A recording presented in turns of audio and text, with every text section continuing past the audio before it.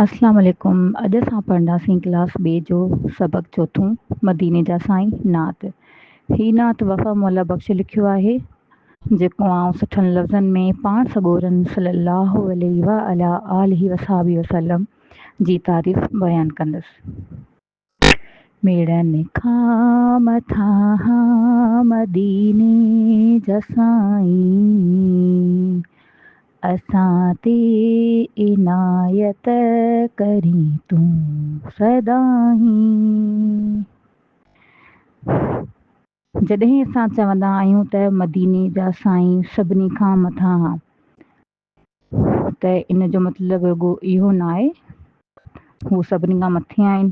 उनजो असल मतिलबु इहो आहे त खेनि रब पाक अहिड़ो ऊचो मक़ाम, अख़लाक़ ऐं प्यारु ॾिनो आहे जो सॼी जहान में को बि संदन मुक़ाबिलो नथो करे सघे। हू सभिनी खां वॾी मर्तबे वारा आहिनि।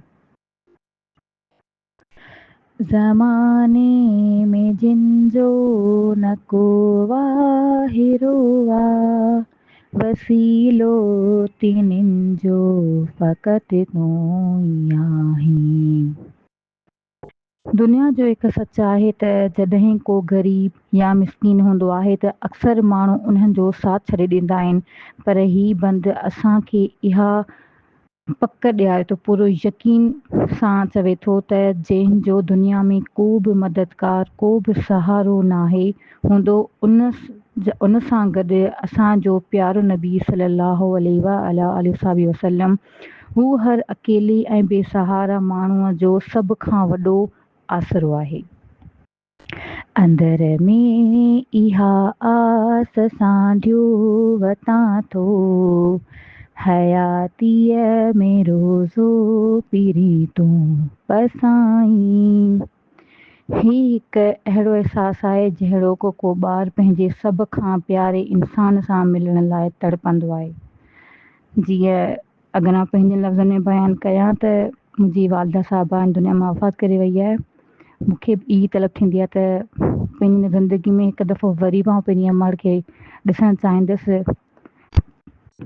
पर न आहे ख़बर थींदो या न, शायदि असांजे वस में न आहे इहो।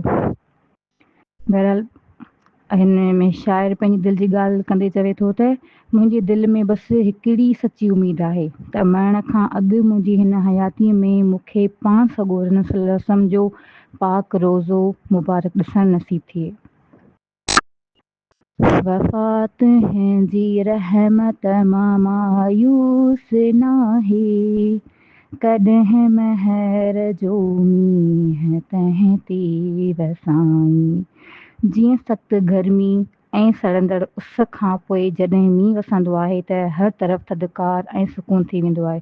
इन्ही पाण सॻोरन सल्लल्लाहु जो प्यार ऐं शफ़क़त आहे। शाइर चवे थो त आउं कॾहिं बि नाउमीद न आहियां थींदो। मूंखे पक पूरो यकीन आहे त कॾहिं न कॾहिं पाण सॻोरन सल्लल्लाहु अलैहि वसल्लम जी रहमत जी उहा थधी बारिश मूं ते बि ज़रूरु थींदी ऐं मुंहिंजा सभु ग़म मिटिजी वेंदा। हिन नात मां असांखे उहो सबक़ु मिले थो त भले सॼो जहान, सॼी दुनिया, पूरो ज़मानो असांखां मुंहुं मोड़े छॾे, पर जेकॾहिं असांजो रिश्तो मदीने जे साईं मतिलबु के पाण सॻोरन सल्लल्लाहु अलैहि वसल्लम सां सॼो रिश्तो आहे त असां कॾहिं बि अकेला या नाउमीद नथा थी सघूं। संदन दर तां हर बेसहारा खे सहारो ऐं हर प्यासे दिलि खे रहमत जो मींहुं मिले थो। जज़ाकल्लाह।